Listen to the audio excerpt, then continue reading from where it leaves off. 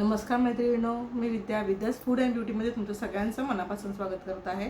आज आपण करूया व्हेज मंचुरियन। मंचुरियनसाठी मी घेतलेले एक कोबी पूर्ण कापून घेतलेला आहे, 2 शिमला मिरचीचे असे तुकडे करून घेतलेले आहेत, 2 गाजर किसून घेतलेले आहेत, मूठभर लसूण त्याचे असे तुकडे करून घेतलेले आहेत आणि आलं घेतलेले तुकडे करून, थोड्या मिरच्या घेतल्यात, कॉर्नफ्लोअर घेतले आणि मैदा घेतले, सोया सॉस घेतलेला आहे, इकडे लाल तिखट घेतलेलं आहे, मीठ आणि अजिनोमोटो घेतलेलं आहे।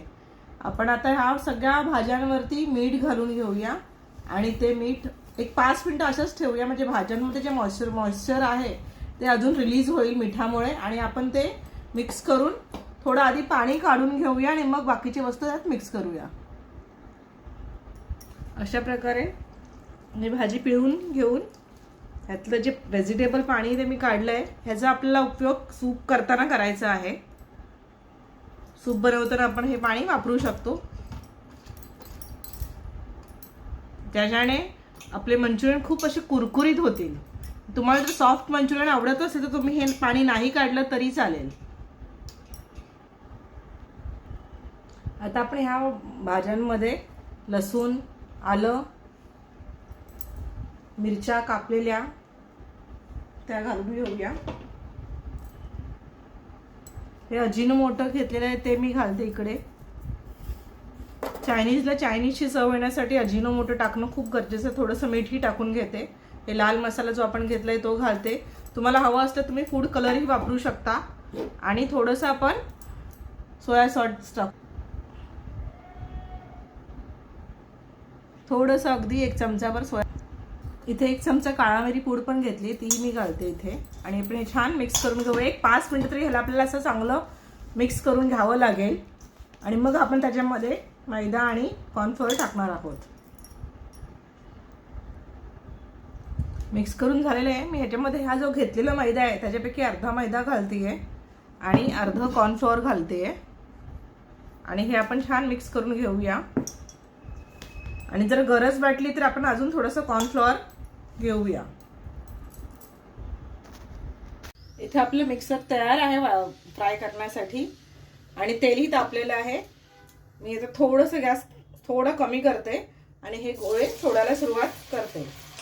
असे आपण कांदा भजी वगैरे कशी सोडतो साधारण त्या हिशोबाने आपण सोडायचे। तुम्हाला जर अगदी गोल प्रॉपर शेप पाहिजे असतो असेल तर तुम्ही आधी गोळे करून मगही सोडू शकता। असे आपल्या कढईत मावतील तेवढे आपण सोडून घेऊया।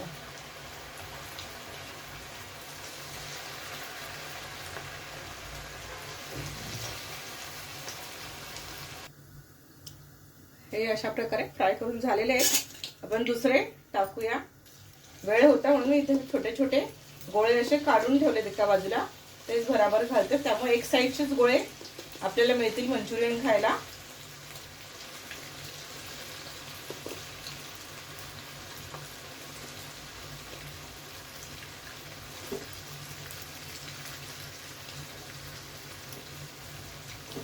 एका कढईमध्ये जेवढे राहतील तेवढे आपण टाकून घेऊया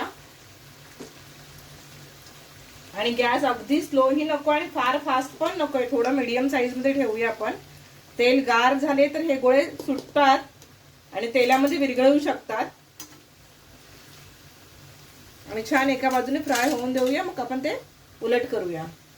मंचुरियन फ्राय होतात तोपर्यंत आपण हे 4 टोमॅटो मध्ये कापून घेऊन अगदी 1 वाटी पाणी टाकून मिक्सरला कुकरला 1 शिट्टी काढून घेऊया। याच्याने आपण एक चटणी करूया मंचुरियन बरोबर खाण्यासाठी।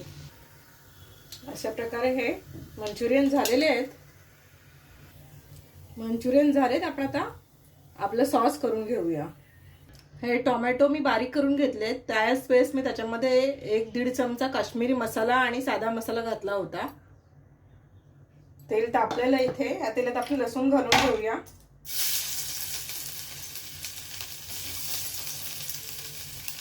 लसूण थोडासा झाला की आपण त्याच्यामध्ये अजिनोमोटो घातलंय आणि हे जे टोमॅटोचं केचप आपण बनवलेलं आहे ते टाकलं।